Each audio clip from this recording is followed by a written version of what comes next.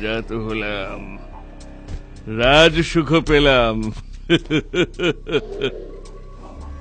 কিন্তু রানী, রাজসভায় রাজার পাশে রানী না হলে কি মানায়? এবার তাহলে রানী জোগাড় করতে হবে।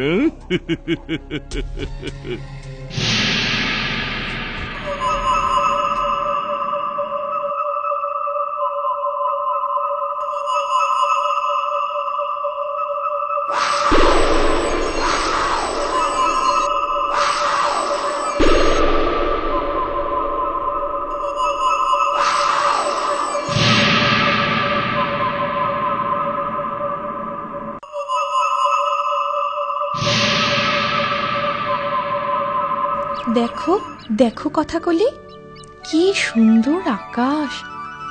আমার যদি তোমার মতো ডানা থাকতো, ওই আকাশেই আমি ঘুরে বেড়াতাম। আমি তোমায় পিঠে করে নিয়ে যেতে পারি।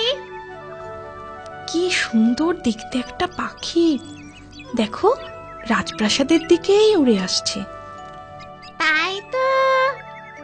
পাখিটা তো আমাদের দিকেই আসছে। যাই, পাখিটাকে ধরি। ধরো না, ধরো না ওকে, ছুঁয়ো না। ফিরে এসো, ফিরে এসো কুসুম কুমারী, ফিরে এসো। তুমি যতই বারণ করো কথাকলি, এই পাখি আমার চাই।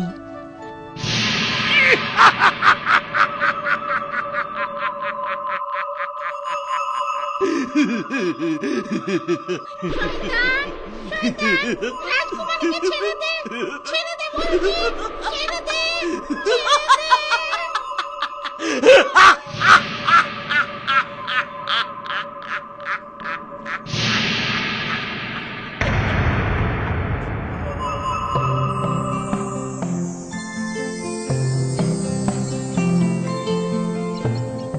ওই তো একটা নদী দেখা যাচ্ছে, তাই চলো মা।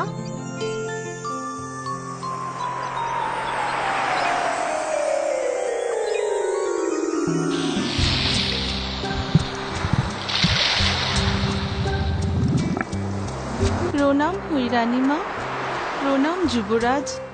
আমি মৎস্যকন্যা, আমার নাম রূপা। তুমি আমাদের চিনলে কি করে? আমরা তো এখন কাক হয়ে গেছি। আমি সব ঘটনাই জানি। সব জানো? হ্যাঁ অরূপ কুমার, শুধু আমি নয়, তোমাদের দুঃখের কথা বনের পশু, গাছের পাখি আর জলের প্রাণী সবাই জানে। আমাদের এই দুর্ভোগ কি করে কাটবে তা বলতে পারো? কুমার, ওই জলাসুরের অনেক ক্ষমতা ও অনেক জাদু টোনা জানে। ওর হাত থেকে উদ্ধার পাওয়া সহজ কথা নয়। তাহলে উপায়? এই নাও লাল চুনি। এই লাল চুনির ছোঁয়াতে তোমরা নিজেদের রূপ ফিরে পাবে কুমার।